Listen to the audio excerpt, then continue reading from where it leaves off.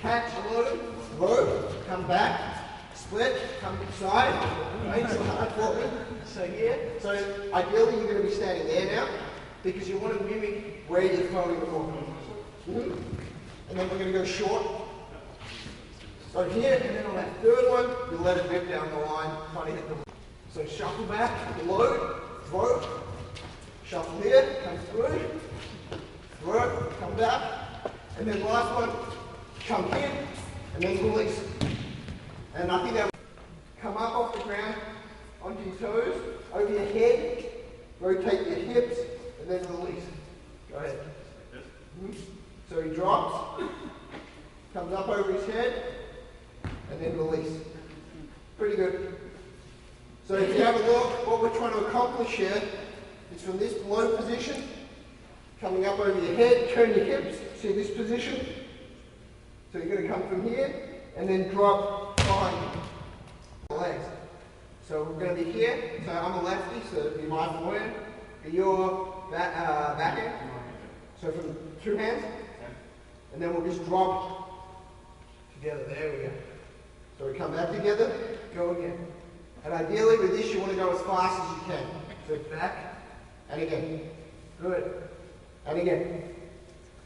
Okay, so you'll do this and then you'll do the other side. So these variations can work your ground strokes. And again, both hands here. And all he's going to do is load his hips and rotate. So he's going to look like this. Drop, come through. Drop, come through. Go ahead. Okay, drop a little lower. Okay? And with this you can do, if you've got a big group, you can have both people going at once. So and you go this way, I'm going to go this way. Go. And then come back, go the other way. Okay, drop your legs.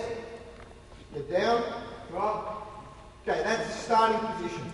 Then you can actually may have it up in this position by putting your dumbbells up, resting on your shoulders. And again, we're talking advanced athletes here. It changes your center of mass, it moves it higher, it makes it more challenging. For most people though, if you're going to use dumbbells for any of these, you'd have it by the sides. So if we're in this position, all we're going to do is lunge forward, regular lunge, drop, chest up, 90-degree angle at the knee, knee over ankle, shoulders back, chest in, and that's the basic lunge position. Okay, most people are familiar with that. Then the next one, we're doing 5, so it's 5 weight. So we're going to do a diagonal, and then we come back, that's 2. Then we come out to the side. The one with this one, most people struggle with is they take too big a step. So that's a pretty big step what I just took. So what we want to do is we want to take half the step that we would typically think would be appropriate. So we step to here. The reason we do this is we want to make sure our butt is in line with our knee when we drop. So we're going to come here. So you're in that position, you're going to drop down as low as you can.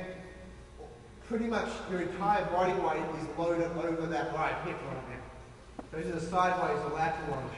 From here, what number are we on to? Okay, so we're going to number 4 now. It's a reverse diagonal. So we did diagonal out here before. Now we're coming back this position. So reverse diagonal, and then the last one, it's a tough one. What we're going to do is we're going to come this way, and you're going to drop. Okay, where do you feel that?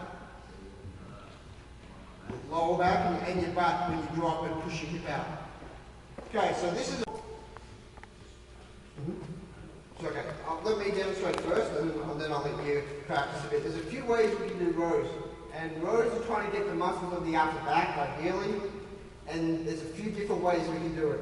If you've got the resistance here, there's a high row, which comes, your elbows are at 90 degrees, and you can pull straight back. It's a little bit more challenging. We have a traditional row with the thumbs pointed upwards, so we've got a neutral grip, we pull straight in. The difference here is we're working, when we pull straight in here with the thumbs up, we're using the rhomboids or the muscles in the middle of the back here, right in through here.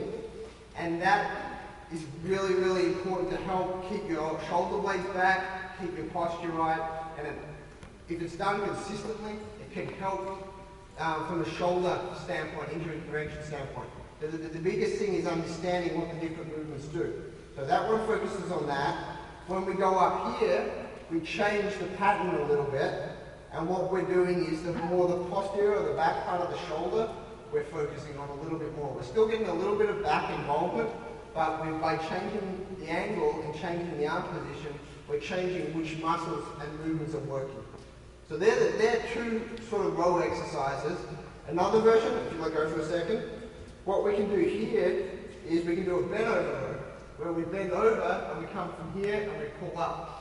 And again, this gets your back muscles, your lats, which are the big muscles in your back, a little bit more than either of those other two rows.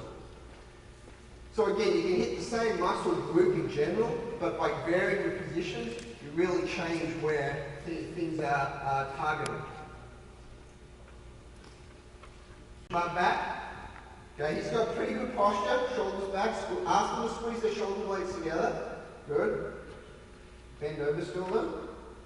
And then roll down by pushing your butt back.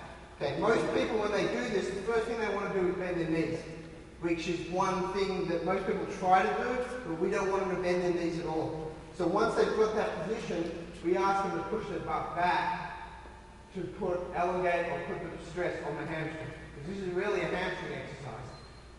Okay, arms down. Yeah. There you go. Now push your butt back. Feel that? Okay, and then come up. Good. Okay, with that one, you can start that just with body weight. Because all you're trying to do is get a stretch through your hamstring. And that's one of the areas that most tennis players are weakest in, is in their hamstrings.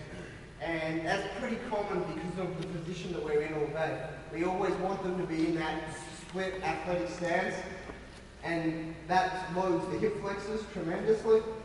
They're usually really tight, and we lack hamstring strength. So we need to compensate for that in the gym and off court by working their hamstrings a little bit more.